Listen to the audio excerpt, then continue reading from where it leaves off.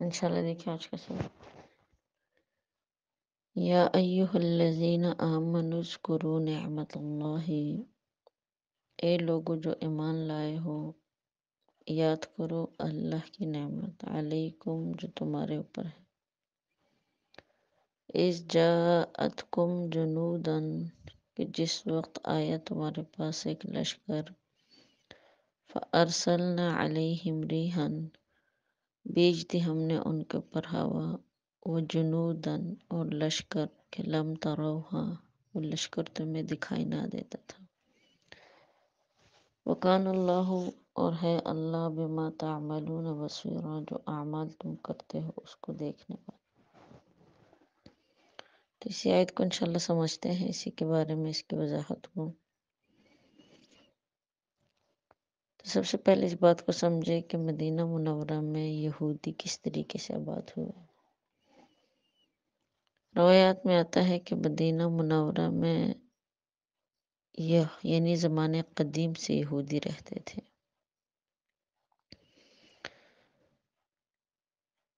اور وہ مدینہ منورہ میں اس وجہ سے آئے تھے کہ انہیں خبر دی گئی تھی کہ نبی آخر الزماں خاتم النبیین صلی اللہ علیہ وسلم اس شہر میں تشریف لائیں گے۔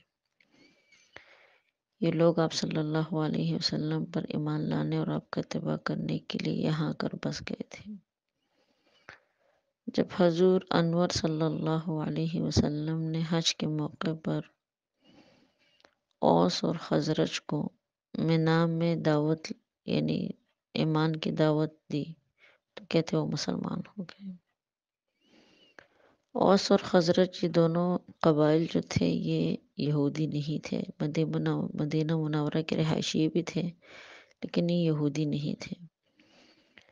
انہوں نے آپ صلی اللہ علیہ وسلم کے دعوت پر فوراً لبیک اس وجہ سے کہی کہ اکثر یہودی ان کے سامنے آپ صلی اللہ علیہ وسلم کی صفات کا ذکر کرتے تھے، آپ کے اوصاف بیان کرتے تھے، اور یہ کہا کرتے تھے کہ جب وہ نبی آخری الزمان تشریف لائیں گے تو ہم ان کے ساتھ مل کر تم سے جنگ کریں گے۔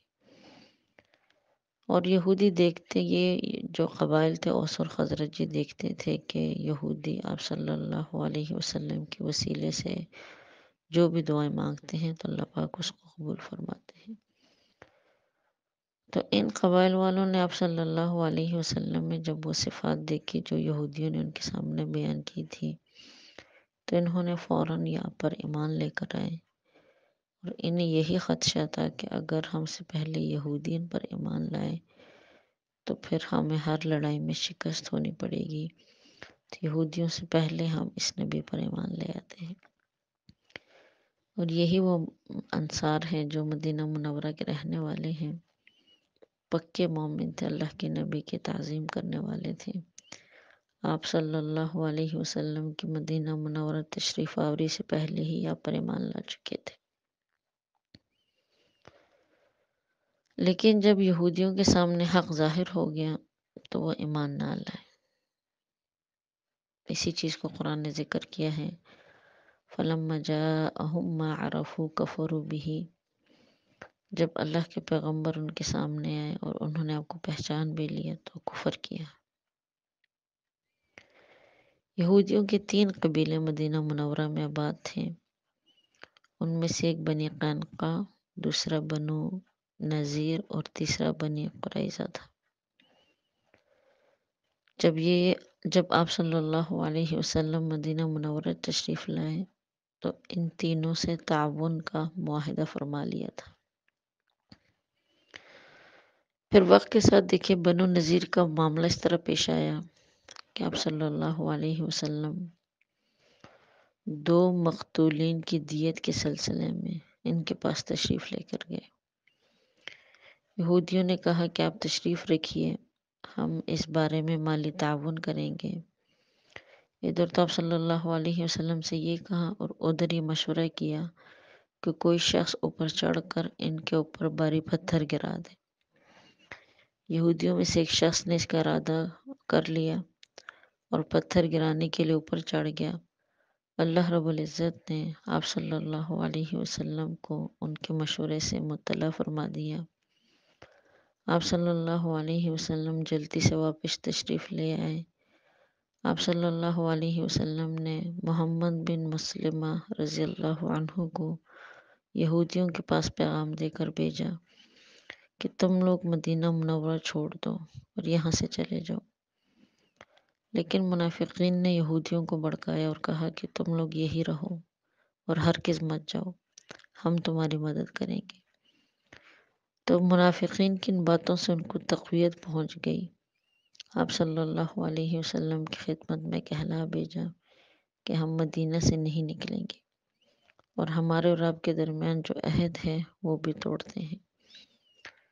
جب ان کی طرف سے یہ پیغام آیا تو آپ صلی اللہ علیہ وسلم نے ان سے جہاد کرنے کی تیاری کی اور حضرت عبداللہ ابن مکتوم رضی اللہ تعالیٰ عنہ کو اپنا نائب بنا کر دیگر صحابہ کرام کو ساتھ لے کر بنو نذیر کے محلے کی طرف روانہ ہوئے۔ یہ لوگ شہر سے تھوڑے دور رہتے تھے۔ آپ صلی اللہ علیہ وسلم جب وہاں پہنچے تو یہ لوگ قلعہ بند ہو گئے۔ حضور صلی اللہ علیہ وسلم نے ان کا محاصرہ فرمایا۔ منافقین نے یہودیوں کو خبر بھیجی کہ تم ڈٹے رہنا، ہم تمہیں بیار و مددگار نہیں چھوڑیں گے، اگر تم سے جنگ ہوئی تو ہم بھی ساتھ لڑیں گے۔ مگر انہوں نے کچھ بھی مدد نہ کی، منافقین نے یہودیوں کی بالکل مدد نہیں کی۔ لہٰذا انہوں نے حضور صلی اللہ علیہ وسلم کو پیغام بھیجا کہ آپ صلی اللہ علیہ وسلم ہمیں جلائے وطن کر دیں مگر ہمیں قتل نہ کریں، ہمیں ہتھیار بھی نہ لے جانے دیں، لیکن ہماری جانوں کو بخش دیں۔ اس کے علاوہ جتنا سامان اونٹوں پر لے جا سکیں اسے لے جانے کی اجازت دیں۔ آپ صلی اللہ علیہ وسلم نے انہیں جلائے وطن کرنا منظور فرما لیا اور حکم فرمایا کہ 3 دن میں مدینہ منورہ سے نکل جاؤ۔ وہ لوگ مدینہ منورہ سے نکل کر خیبر میں آباد ہو گئے اور انہی یہودیوں میں سے کچھ لوگ جو تھے وہ شام چلے گئے۔ اب غزوہ احزاب کا واقعہ سنیں کہ اس کی ابتدا اس طریقے سے ہوئی۔ جب آپ صلی اللہ علیہ وسلم نے یہودیوں کو مدینہ منورہ سے نکالا تھا تو وہ ہجرت یعنی سن 4 ہجری کا واقعہ تھا، لیکن اب غزوہ احزاب اس کی ابتدا کس طریقے سے ہوئی؟ تو یہی بنو نذیر جب حضور انور صلی اللہ علیہ وسلم نے انہیں مدینہ منورہ سے جلا وطن کر دیا تو وہ وہاں جا کر بھی شرارتوں سے اور اپنی بیہودہ حرکات سے باز نہ آئے، اور انہی کے تقریباً یہودیوں کے 20 بندے مکہ معظمہ میں پہنچے۔ قریش مکہ سے کہا کہ آؤ ہم مل کر تم سب کو یعنی ہم سب مل کر داعی اسلام حضرت محمد صلی اللہ علیہ وسلم سے جنگ کریں، ان کو، ان کے کام کو اور ان کے ساتھیوں کو سب کو ختم کر دیں۔ قریش مکہ نے کہا جو کہ مشرک تھے کہ تم اہل کتاب ہو، سچ بولو، ہمارا دین بہتر ہے یا محمد صلی اللہ علیہ وسلم کا دین بہتر ہے؟ تو یہ تھے ان لوگوں نے پوری ڈٹھائی کے ساتھ دین شرک کو دین توحید سے بہتر بنایا اور قریش سے کہہ دیا کہ تمہارا دین محمد صلی اللہ علیہ وسلم کے دین سے بہتر ہے۔ یہ بات سن کر قریش بہت زیادہ خوش ہوئے اور حضور صلی اللہ علیہ وسلم سے جنگ کرنے کے لیے آمادہ ہو گئے۔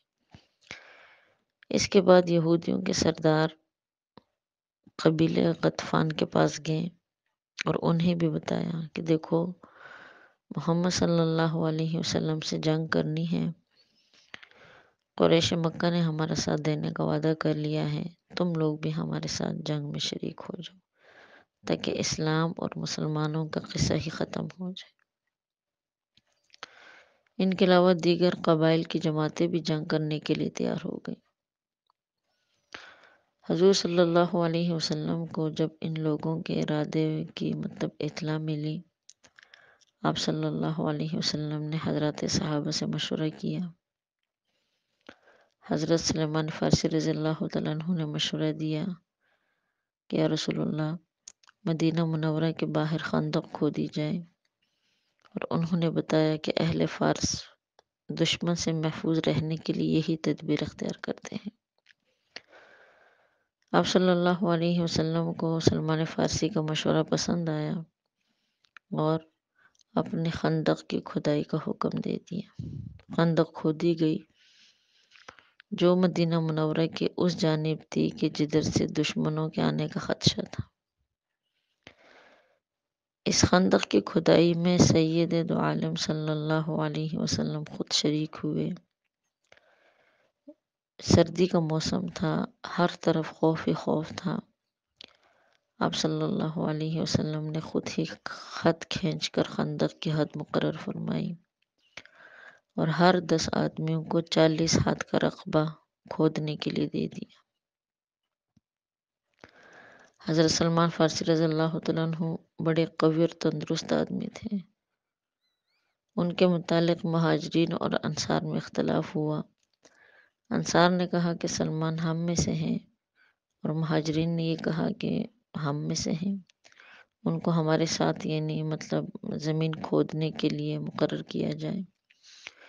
یہ سن کر سید دو عالم صلی اللہ علیہ وسلم نے فرمایا کہ سلمان منا اہل البیت، یعنی سلمان نہ مہاجرین میں سے ہیں نہ انصار میں سے ہیں، بلکہ وہ ہمارے اہل بیت میں سے ہیں۔ جب دشمنوں کی جماعتیں مدینہ منورہ کے قریب پہنچے گی، جن کی تعداد تقریباً 10,000 یا پھر 12,000 تھی، تو کہتے انہوں نے خندق کھودی ہوئی پائی اور کہنے لگے کہ یہ تو عجیب کوئی تدبیر ہے جسے اہل عرب نہیں جانتے تھے۔ وہ لوگ خندق کے اس طرف رہ گئے اور حضور صلی اللہ علیہ وسلم خندق کے اس طرف 3,000 مسلمانوں کے ساتھ جبل صلعہ کی طرف پشت کر کے قیام پذیر ہوئے۔ عورتوں اور بچوں کو بحفاظت جگہوں پر یعنی قلعوں میں محفوظ فرما لی۔ آپ صلی اللہ علیہ وسلم کو جب ان لوگوں کے بارے میں معلوم ہوا تو کہتے سب سے پہلے اللہ کے پیغمبر صلی اللہ علیہ وسلم کی زبان مبارک سے جو الفاظ نکلے وہ تھے حسبنا اللہ و نعم الوکیل، حسبنا اللہ و نعم الوکیل۔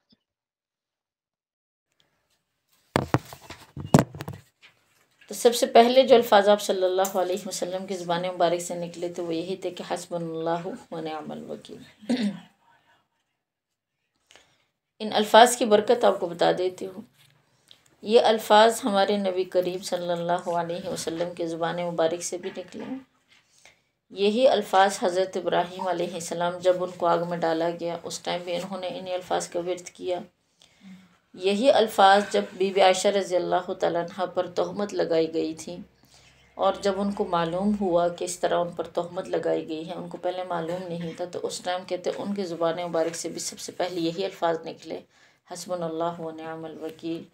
اور اسی طرح حضرت ام اسماعیل جو تھی یعنی بی بی ہاجرہ علیہ السلام، جو اسماعیل علیہ السلام کی والدہ تھیں، ان کو جب حضرت ابراہیم علیہ السلام نے بالکل ویران یعنی مقام پر مکہ مکرمہ کی پہاڑیوں پر بالکل یعنی ایسی جگہ پر چھوڑ کر واپس آنے لگے، تو اس ٹائم بھی ام اسماعیل جو تھی یعنی بی بی ہاجرہ علیہ السلام، ان کی زبان مبارک سے بھی یہی الفاظ نکلے کہ حسبنا اللہ و نعم الوکیل۔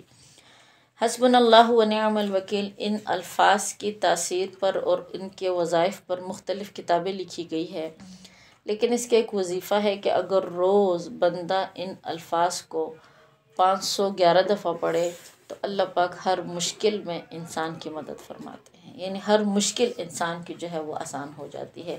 اور اگر روز اس کا معمول 212 دفعہ کیا جائے تو اللہ پاک ہر پریشانی سے اللہ پاک کے بندے کو نجات دیتے ہیں۔ روز اگر اس کا معمول 1000 دفعہ کیا جائے کہ روز انسان اس کو 1000 دفعہ پڑھے، تب بھی ہر مشکل میں اللہ پاک انسان کے ساتھ مدد فرماتے ہیں۔ ہر مشکل کام اور ہر مطلب ایسا کام کہ جو نہ ہونے والا ہو، دشوار کام ہو، اس میں بھی اللہ کی مدد انسان کے ساتھ شامل حال ہوتی ہے۔ جیسے اللہ پاک نے اپنے پیغمبر کی مدد کی، صحابہ کی مدد کی، ان کے لیے اللہ پاک نے آسانی کا معاملہ کیا۔ لیکن اس کا جو سب سے مجرب وظیفہ ہے وہ 500 دفعہ ہے، 511 دفعہ، کہ اگر روز بندہ اس کو اپنے معمولات میں رکھیں. ہمارے بزرگوں نے اس کو اپنے معمولات میں رکھا ہے، اور اس کے بہت تاثرات انسان کو نظر آتے ہیں کہ جہاں مشکل پیش آتی ہے تو اللہ کی طرف سے غیبی مدد آتی ہے، معاملات حل ہو جاتے ہیں، پریشانیاں دور ہوتی ہے. لیکن شرط یہ ہے کہ بندہ استقامت کے ساتھ اس وظیفے کو کرتا جائے.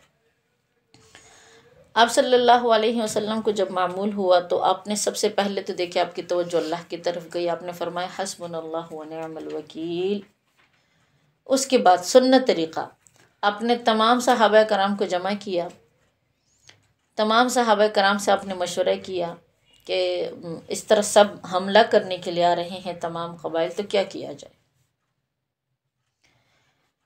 سورہ مجادلہ میں اللہ رب العزت نے انسان کو اسی چیز کی تعلیم فرمائی ہے کہ جب بھی کوئی مشکل پیش آئے، کوئی بھی مسئلہ پیش آ جائے، تو سب سے پہلے قرآن نے حکم دیا کہ وشاورہم، آپس میں مشورہ کرو.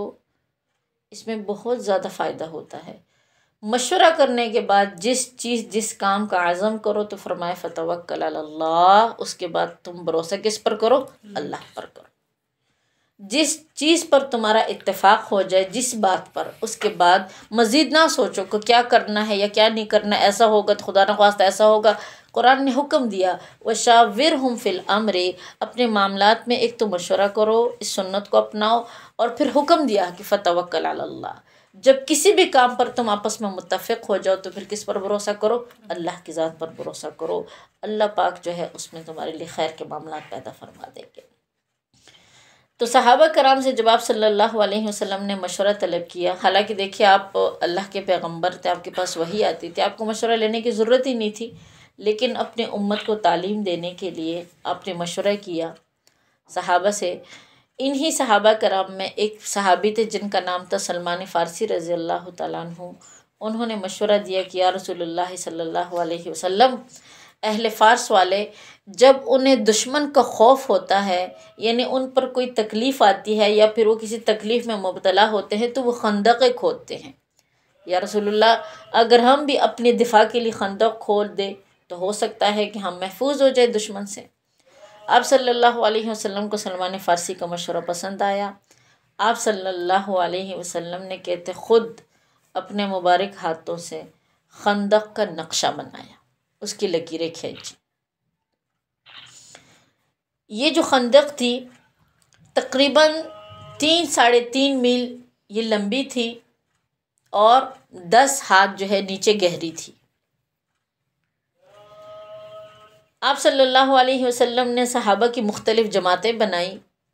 ہر 10 بندوں کو اللہ کے پیغمبر نے ایک مخصوص حصہ عطا کیا کہ اتنی خندق کی کھدائی تم لوگ کرو، یعنی 10 جماعتیں بنی. جب جماعتیں بنی خندق کے لیے تو کہتے آپ صحابہ کرام میں سے ظاہر بات کچھ مہاجرین تھے جو مکہ مکرمہ سے ہجرت کر کے گئے تھے، کچھ انصار تھے وہاں کی جو باسی تھے رہائشی. کہتے کچھ نے کہا، انصار والوں نے کہا کہ سلمان فارسی ہمارے ساتھ ہو جائے، اور مہاجرین نے کہا کہ سلمان فارسی ہمارے ساتھ ہو جائے، یعنی اختلاف ہونے لگا صحابہ میں. سلمان فارسی رضی اللہ تعالیٰ عنہ جو تھے یہ بہت طاقتور بہادر شخص تھے، خندق کی گدائی کو اچھی طریقے سے جانتے بھی تھے. تو آپ صلی اللہ علیہ وسلم نے فرمایا کہ سلمان منا و اہل البیت، سلمان ہم میں اہل بیت والوں میں سے ہیں. نہ تو سلمان مہاجرین میں سے ہوں گے، نہ مطلب وہ انصار میں سے ہوں گے، بلکہ وہ ہم میں سے ہیں. تو کہتے آپ صلی اللہ علیہ وسلم نے سلمان فارسی رضی اللہ تعالیٰ عنہ کے ساتھ صحابہ کرام کو 9 صحابہ کرام 10 خود تھے، ان کو مقرر کیا اور ان کو بھی ایک جگہ دی. اسی طرح خندق کی کھدائی شروع ہو گئی اور یہ ایک بہت مشقت طلب کام تھا. جبل سلع اس کو کہا جاتا ہے، ایک پہاڑ کا نام ہے، وہاں پر آپ صلی اللہ علیہ وسلم نے خندق کی کھدائی شروع کر دی. اب آپ خود سوچیں، پہاڑوں کو کھودنا آج کل تو جدید دور ہے، مشینری ہے کہ اس کے ذریعے سے پہاڑوں کے پتھروں کو ٹوٹا جاتا ہے، یعنی توڑوایا جاتا ہے. لیکن اس وقت صحابہ کے ہاتھ تھے صرف، اور ان کے ہاتھوں میں ہتھوڑے تھے اور کچھ بھی نہیں تھا. اوپر سے یہ جو ٹائم تھا جس وقت خندق کا واقعہ پیش آیا تھا، شدید قسم کی سردی پڑ رہی تھی، سردی کی انتہا تھی، کھانے پینے کے لیے کوئی انتظام نہیں تھا، بھوک بھی بہت زیادہ تھی. یعنی روایات میں آتا ہے کہ ایک سیر جو ہے وہ روز اس کو صحابہ کرام ابالتے تھے، اور چربی یا تیل میں اس کو تھوڑا سا، جیسے فرائی نہیں کرتے کسی چیز کو، اس کو تھوڑا سا فرائی کر کے تو وہ پھر سب کے سامنے رکھا جاتا تھا، اور بعض اوقات کہتے اس سے اتنی بدبو بھی آتی تھی کہ وہ حلق سے نیچے بھی وہ جو نہیں اترا جاتا تھا۔ اس طریقے سے یعنی وہ لوگ کھاتے تھے اس کو۔ اب جب اس کو وہ کھاتے تھے تو صحابہ کرام میں سے ظاہر بات کچھ ایسے تھے کہ جن سے وہ حلق سے نہیں نیچے اترا جاتا تھا، اور بھوک کی شدت بھی تھی، تو اس ٹائم اللہ کے پیغمبر صلی اللہ علیہ وسلم کہتے اللہ سے یہی دعا مانگتے تھے کہ اللہم لا عیش الا عیش الآخرہ فاغفر انصار والمہاجرین، اے اللہ اصل زندگی تو آخرت کی زندگی ہے، دنیا کی زندگی کو کوئی حیثیت نہیں ہے، رب کریم تو انصار اور مہاجرین کی مغفرت فرما۔ تو صحابہ کرام کے آگے سے جواب میں دیتے تھے، کہتے تھے کہ ہم ایسے لوگ ہیں، عربی تو نہیں لیکن اردو آپ کو بتا دیتی ہوں تاکہ سمجھ جائیں، ہم ایسے لوگ ہیں کہ ہم نے محمد مصطفیٰ صلی اللہ علیہ وسلم کے ہاتھ پر بیعت کی ہے، اور جب تک ہم باقی ہیں ہم اپنے بیعت پر پکے ہیں۔ تو اس طریقے سے مطلب خندق کی کھدائی شروع ہوئی، لیکن اللہ کی شان جوں کھدائی ہوتی گئی، سلمان فارسی رضی اللہ تعالیٰ عنہ بھی ساتھ تھے۔ اب کھدائی میں ایک ایسا پتھر سامنے آ گیا، یعنی کہ ایک ایسی چٹان سامنے آ گئی کہ جس کا توڑنا صحابہ کے لیے کافی مشکل ہو گیا تھا۔ حتیٰ کہ دیکھیں وہی سلمان فارسی رضی اللہ تعالیٰ عنہ جو بہت ہی بہادر تھے اور بہت ہی مطلب ذہین تھے اور بہت ہی زیادہ مطلب ہر لحاظ سے طاقتور تھے، کہ تو انہوں نے بھی اپنی کوشش کی، لیکن ان لوگوں کے ہتھوڑے تو ٹوٹ گئے، لیکن مطلب ان سے وہ جو چٹان تھی وہ نہیں ٹوٹی گئی۔ اسی طرح ہر صحابی نے 10 صحابہ کرام کی ڈیوٹی تھی، ہر صحابی نے اپنے لحاظ سے کوشش کی، لیکن وہ پتھر کسی صحابی سے بھی نہیں ٹوٹا گیا۔ تو آخر میں صحابہ کرام نے مشورہ کیا کہ اللہ کے پیغمبر سے مطلب مشورہ کیا جائے، تو انہوں نے آپ صلی اللہ علیہ وسلم کے پاس پیغام بھیجا کہ یا رسول اللہ، سلمان فارسی خود بلکہ آپ کے پاس تشریف لائے کہ یا رسول اللہ، ایک ایسا مطلب پتھر بیچ میں آیا ہے، ایک ایسی چٹان بیچ میں آئی ہے کہ ہم نے اپنی طرف سے اپنی ساری کوششیں کر لی، لیکن یہ ہے کہ وہ ٹوٹ نہیں رہا، نہ تو وہ ٹوٹ رہا ہے اور نہ وہ ہل رہا ہے، حالانکہ ہمارے ہتھوڑے ٹوٹ گئے۔ آپ صلی اللہ علیہ وسلم بذات خود یعنی خندق کے اندر آپ اترے، آپ نے ہتھوڑا اٹھایا، اور جیسے ہی آپ نے ضرب لگائی تو کہتے اس میں شگاف پڑ گئے اس پتھر کے اندر، اور اس کے اندر سے ایک چنگاری نکلی، یعنی روشنی نکلی، اور وہ ایسی تیز روشنی تھی کہ اس نے مدینہ منورہ کے دونوں اطراف کو روشن کر دیا۔ پھر آپ صلی اللہ علیہ وسلم نے دوسری ضرب ماری، جب دوسری ماری تو وہ بالکل بیچ میں سے وہ پتھر ٹوٹ گیا، اور پھر دوسری دفعہ بھی اسی طرح مطلب چنگاری نکلی، تیز روشنی نکلی۔ پھر آپ صلی اللہ علیہ وسلم نے تیسری دفعہ ضرب لگائی تو بالکل وہ جو پتھر تھا وہ ریزہ ریزہ ہو گیا، یعنی مٹی ہو گیا۔ اور اس کے بعد آپ صلی اللہ علیہ وسلم ہر ضرب کے ساتھ جب چنگاری اڑتی تھی تو کہتے آپ اللہ اکبر کہہ کے مطلب نعرہ لگاتے تھے، صحابہ کرام بھی آپ کے ساتھ اونچی آواز سے اللہ اکبر کا نعرہ بلند کرتے تھے۔ آپ صلی اللہ علیہ وسلم یعنی جب وہ ٹوٹ گیا پتھر واپس تشریف لے کر جا رہے تھے تو سلمان فارسی رضی اللہ تعالیٰ عنہ نے پوچھا کہ یا رسول اللہ صلی اللہ علیہ وسلم، اگر آپ برا نہ مانیں تو میں ایک بات پوچھنا چاہتا ہوں۔ تو آپ نے فرمایا کہ جی مطلب آپ کو کیا مسئلہ ہے، پوچھ سکتے ہو۔ تو کہتے ہیں، انہوں نے کہا کہ یا رسول اللہ آج میں نے وہ چیز دیکھی جس سے پہلے میں نے کبھی بھی وہ چیز نہیں دیکھی تھی۔ اللہ کے پیغمبر صلی اللہ علیہ وسلم جب آپ ضرب لگا رہے تھے تو ہر ضرب کے ساتھ ایک چنگاری اڑ رہی تھی، یعنی ایک روشنی مطلب، اور اس روشنی کے ساتھ یعنی اتنی تیز وہ روشنی تھی کہ وہ پورا مدینہ منورہ کو وہ روشن مطلب وہ کر رہی تھی۔ تو آپ صلی اللہ علیہ وسلم نے فرمایا کہ بے شک یہ برحق ہے، کیا تم نے وہ روشنی دیکھی؟ تو کہتے تمام صحابہ کرام نے کہا کہ یا رسول اللہ ہم نے بھی دیکھی، لیکن ہم پوچھنے کی ہمت نہیں کر پا رہے تھے۔ تو آپ صلی اللہ علیہ وسلم نے فرمایا جب میں نے پہلی ضرب لگائی تو پہلی ضرب کے ساتھ اس ضرب کے اندر اللہ پاک نے مجھے یمن اور صنعاء کے محلات دکھائے کہ تمہاری امت جو ہے وہ ان محلات پر غالب آ جائے گی۔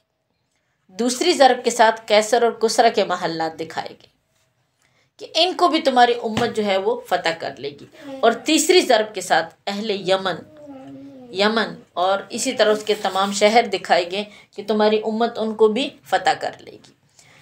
تو آپ صلی اللہ علیہ وسلم نے ان کو خوشخبری سنائی، صحابہ کرام بڑے خوش ہوئے، اس لیے کہ انہیں یقین تھا کہ اللہ کے پیغمبر کی بات سچی ہے، لیکن منافقین نے بڑا مذاق اڑایا۔ انہوں نے کہا کہ تم لوگ مدینہ منورہ کی حفاظت تو کر نہیں سکتے، اس کے لیے تم لوگ خندق کی کھدائی کر رہے ہو، سوچے تم لوگ اپنی دیکھو، کیسر و کسرا کے محلات کو فتح کرنے کے بارے میں تم سوچ رہے ہو۔ خیر کافی ایسی باتیں انہوں نے کی منافقین نے جو اذیت دی تھی، جو مطلب کافی تکلیف والی تھی، لیکن مسلسل یہ خندق کھودتی گئی۔ صحابہ کرام نے اپنے پیٹوں پر پتھر باندھے۔ اللہ کے پیغمبر صلی اللہ علیہ وسلم نے ایک مزدور کی طرح اس میں کام کیا، بلکہ روایات میں آتا ہے کہ آپ علیہ السلام اتنی کثرت سے نہیں، جیسے صحابہ کرام تھے ان سے بڑھ کر آپ کام کرتے تھے۔ آپ کے جسم پر اتنی مٹی تھی، مٹی کی دھول تھی کہ آپ کا نیچے مطلب یہ جو جلد تھی وہ نظر نہیں آتی تھی۔ اسی طرح بھوک کی شدت تھی، اور بھوک کی حالت صحابہ کرام سے مطلب اپنی تو ان سے برداشت ہو رہی تھی، لیکن اپنے پیغمبر کو دیکھ کے ان سے حالت برداشت نہیں ہو رہی تھی۔ تو انہی صحابہ میں ایک صحابی تھے جن کا نام آتا ہے حضرت جابر رضی اللہ تعالیٰ عنہ۔ کہتے انہوں نے جب اپنے پیغمبر صلی اللہ علیہ وسلم کو دیکھا تو انہیں بہت زیادہ دکھ ہوا، تو انہوں نے اللہ کے پیغمبر سے اجازت چاہی کہ یا رسول اللہ مجھے اجازت دیجئے کہ میں گھر تک جاؤں۔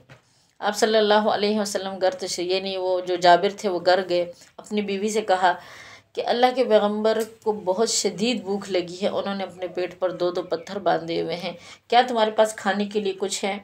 تو کہتے ہیں ان کی بیوی کہنے لگی کہ ہاں میرے پاس 1 سا جو ہے، جو تقریباً 3.5 کلو کے برابر ہے، 1 سا کے اندر 3.5 کلو سماتے ہیں، 1 سا جو ہے اور ایک چھوٹا سا بکرا ہے۔ تو کہتے جابر رضی اللہ تعالیٰ عنہ اپنی بیوی سے کہنے لگے کہ تم ایسا کرو، اس جو کو تم پیسنا شروع کرو چکی میں، اور میں اس بکرے کو ذبح کرتا ہوں جب تک میں مطلب اس کی بوٹیاں بنا دیتا ہوں۔ تو انہوں نے اس بکرے کو ذبح کیا، ادھر ان کی بیوی نے جو پیس کر مطلب وہ آٹا گوندا اور پھر ان کو ہانڈی پہ چڑھایا کہ مطلب وہ پک جائے۔ تو پھر جابر رضی اللہ تعالیٰ عنہ نے اپنی بیوی سے کہا کہ میں جا کر اللہ کے پیغمبر کو دعوت دیتا ہوں کہ وہ آ کر مطلب ہمارے گھر میں تھوڑا سا کھانا کھا لے۔ ان کی بیوی نے کہا کہ ہاں تم جا تو رہے ہو، لیکن ان کو بتانا، اپنی صورتحال پوری بتانا، کو بتانا کہ یا رسول اللہ آپ خود، آپ کے ساتھ 4 صحابہ، اگر زیادہ سے زیادہ 5 صحابہ کا نام آئے، اس سے زیادہ یہ کھانا کسی کو پورا نہیں ہونا، ایسا نہ ہو کہ لوگوں کے سامنے ہماری رسوائی نہ ہو جائے۔ تو حضرت جابر رضی اللہ تعالیٰ عنہ کہتے واپس تشریف لے کر گئے، انہوں نے آپ علیہ السلام کے ساتھ چھپ کر بات کی کہ یا رسول اللہ ہم نے آپ کے لیے دعوت کا انتظام کیا ہے، لیکن وہ اتنا ہی کھانا ہے جن کو صرف 4 صحابہ کا نام یا آپ کے ساتھ 5 صحابہ کا نام ہو، چھٹے آپ خود ہوں، آپ آ جائے تو مطلب اس سے زیادہ وہ کھانا کسی کو پورا نہیں ہوتا، اس لیے کہ 1 سا جو ہے اور 1 بکرا ہے چھوٹا سا۔ تو آپ صلی اللہ علیہ وسلم نے کہتے صحابہ کو مخاطب کر کے فرمایا کہ جابر نے ہماری دعوت کی ہے، انصار اور مہاجرین میرے ساتھ چلو۔ سارے صحابہ کرام چلنے کے لیے تیار ہوئے۔ ادھر جابر رضی اللہ تعالیٰ عنہ جو تھے وہ بہت زیادہ پریشان ہو گئے، دوڑتے ہوئے ان سے پہلے اپنے گھر پہنچے اور اپنی بیوی سے کہا کہ اللہ کے ایک پیغمبر تو تمام صحابہ کرام کے ساتھ ہمارے گھر تشریف لا رہے ہیں اور کھانا بہت کم ہے۔ تو کہتے ان کی بیوی نے کہا کہ کیا تم نے ان کو اپنی صورتحال ساری بتلائی تھی کہ اتنا ہی کھانا، اس سے زیادہ ہمارے پاس نہیں؟ تو انہوں نے کہا کہ جی۔ کہتے فکر نہ کرو، اللہ کے پیغمبر کو سوچ کر ہمارے گھر تشریف لا رہے ہیں۔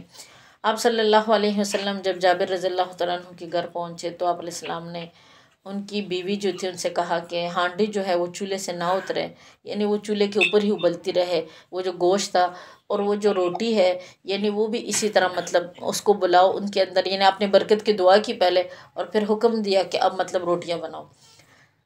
یقین نہیں کریں گی 3000 کا مجمع تھا، 1 بکرا تھا اور آپ خود سے 300-350 جو تھے، روٹیاں بنتی گئی، صحابہ کرام کو وہ پیش ہوتی گئی، یعنی ایک ایک روٹی کے اوپر وہ گوشت ڈالتے گئے، ان کو پیش ہوتی رہی۔ اتنا زیادہ صحابہ کرام نے کھایا کہ انہوں نے خود چھوڑ دیا، یہ نہیں کہ کسی کو 1 روٹی دی، کسی کو 2، کسی کو 3، جتنا جس نے کھایا، جتنا یعنی مطلب وہ مانگتے گئے اتنا ان کو دیا گیا۔ پورے مجمع نے پیٹ بھر کر کھایا۔ اللہ کے پیغمبر صلی اللہ علیہ وسلم نے بھی، جابر رضی اللہ تعالیٰ عنہ نے بھی، ان کے گھر والوں نے بھی، پھر بھی ان کی بیوی کہتی ہے کہ ہانڈی اسی طرح مطلب ابلتی رہی اور آٹے میں اسی طرح برکت تھی کہ جتنی مطلب ہم بناتے جاتے۔ آپ صلی اللہ علیہ وسلم نے آخر میں فرمایا کہ جابر اپنی بیوی سے کہو کہ اس ہانڈی میں سے جتنے اہل محلہ ہے سب میں تقسیم کر لیں، اس روٹی میں سے بھی۔ تو ان کی بیوی کہتی ہیں کہ اس میں سے ہم نے جتنے آس پاس پڑوس کے لوگ تھے ان سب میں تقسیم کیا، ان سب کو بھی بانٹا، اس کے باوجود ہمارے پاس مزید بچ گیا۔ تو یہ برکت تھی، اور برکت کیوں نہ ہوتی؟ خود سوچے کہ اس کھانے کے لیے دعا کس نے کی تھی، جن کا لقب ہی ہے رحمت للعالمین صلی اللہ علیہ وسلم۔ واقعہ تو کافی تفصیلاً ہے، لیکن دیکھیے سمجھنے کی بات یہ ہے کہ اس نبی کی یہ شان ہے، تو اگر اس نبی کے طریقوں پر ہم عمل کریں گے تو اللہ ہمارے دلوں کے اندر، ہماری زندگیوں کے اندر، ہمارے مال کے اندر، اولاد کے اندر، اسباب کے اندر رب کریم برکت عطا فرمائیں گے۔ ہماری توجہ اللہ کی طرف ہوگی۔ اللہ کے پیغمبر نے زندگی کے ہر لمحے میں لوگوں کی توجہ اللہ کی طرف دلائی ہے کہ اپنے کیے پر بھروسہ نہ کرو، ہمیشہ اللہ کی ذات پر بھروسہ کرو۔ اور اگر آج بھی ہم اپنی زندگیوں کا یہ معمول بنائیں تو یقین جانیے اللہ ہماری زندگیوں کے اندر بھی وہ سکون عطا فرما دیں گے کہ قرآن کی آیت ہے کہ جس میں رب کریم کا ارشاد ہے کہ لا خوف علیہم ولا هم یحزنون، کہ وہ ایسی زندگیاں گزاریں گے کہ ان کو نہ تو کوئی خوف ہوگا اور نہ کوئی غم ہوگا۔ تو یہی چیز اللہ پاک ہمیں دنیا میں عطا فرمائے، اللہ کے پیغمبر کی شان کو سمجھنے کو اور اس پر عمل کرنے کی توفیق عطا فرمائے۔ وآخر دعوانا الحمدللہ رب العالمین۔ انشاءاللہ ایک حدیث پڑھ کے دعا کر لیتے ہیں۔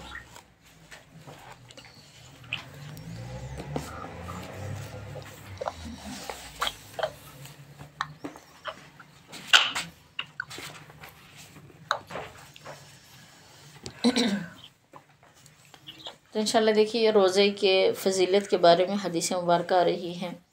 عن ابی ہریرہ قال قال رسول اللہ صلی اللہ علیہ وسلم، حضرت ابو ہریرہ فرماتے ہیں کہ اللہ کے پیغمبر صلی اللہ علیہ وسلم نے ارشاد فرمایا کل عمل ابن آدم، کہ ہر عمل جو انسان کرتا ہے یضاعف الحسنہ، اللہ پاک اس عمل کو بڑھاتا ہے بعشر امثالہا، 10 گنا تک۔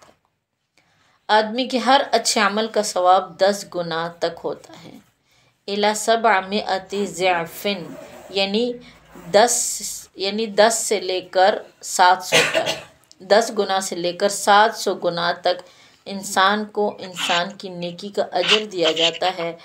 قال اللہ تعالی، لیکن اللہ پاک نے فرمایا کہ الا الصوم، سوائے روزے کے۔ عام دنوں میں اگر ہم کوئی نیکی کرتے ہیں تو اس نیکی میں اللہ کی رضا جتنی ہوگی اسی کی موافق اللہ پاک ہمیں ثواب عطا کریں گے، اور اس کی حد کیا ہے کہ 10 گنا سے لے کر 700 تک، جتنا اخلاص ہوگا، اللہ کی رضا ہوگی، اتنا اسی کے موافق اللہ پاک ہمیں ثواب عطا کریں گے۔ لیکن اللہ کی ذات کا ارشاد ہے کہ سوائے روزے کے، یعنی روزے کے جو اعمال ہیں اس پہ میں اتنا اجر دیتا ہوں کہ اس کو کوئی حساب اور کتاب نہیں ہے۔ عام دنوں میں تو نیکیوں پر حساب اور کتاب بتلا دیا کہ 10 گنا سے لے کر 700 گنا تک، لیکن روزے کی حالت میں، رمضان کے مہینے میں جو اعمال کیے جاتے ہیں، اللہ کے پیغمبر نے فرمایا کہ اللہ پاک خود ارشاد فرماتے ہیں کہ اس کی کوئی حساب اور کتاب والا معاملہ ہی نہیں ہے۔ قال اللہ تعالی الا الصوم، سوائے روزوں کے، فإنہ لی، اس لیے کہ روزہ انسان صرف میرے لیے رکھتا ہے، وَأَنَا أَجْزِي بِهِ، اور میں ہی اس کی جزا دیتا ہوں۔ يَدْعُ شَهْوَتَهُ، رمضان کے مہینے میں انسان اپنی شہوات چھوڑ دیتا ہے، اپنی خواہشات چھوڑ دیتا ہے۔ وَطَعَامُهُ، انسان کھانا چھوڑ دیتا ہے، مِنْ أَجْلِ، میری وجہ سے، میری رضا کی وجہ سے، کہ اللہ نے حکم دیا ہے، تو بندہ کھانا پینا چھوڑ دیتا ہے، اپنی خواہشات چھوڑ دیتا ہے۔ تو فرمایا گیا ہے کہ للصائم، روزے دار کے لیے، فرحتان، 2 خوشیاں ہیں۔ فرحت عند فطرتی، ایک وقت جس ٹائم وہ افطاری کرتا ہے اس وقت بھی وہ خوشی محسوس کرتا ہے، وفرحت عند لقاء ربہ، اور جس وقت وہ اللہ سے ملاقات کرے گا اس وقت بھی وہ خوش ہوگا۔ اور فرمایا گیا ہے کہ لخلوف فم الصائم، اور روزے دار کی منہ کی جو خوشبو ہے، اطیب عند اللہ من ریح المسک، اللہ کے نزدیک وہ مشک سے زیادہ خوبصورت ہیں۔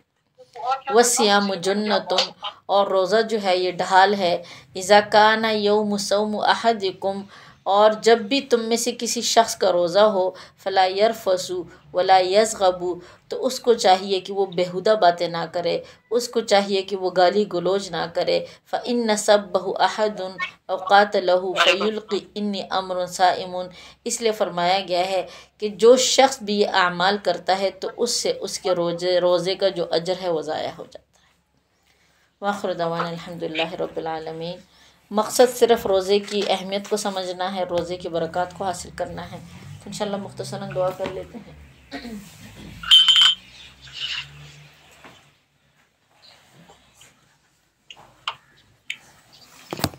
الحمدللہ رب العالمین الرحمن الرحیم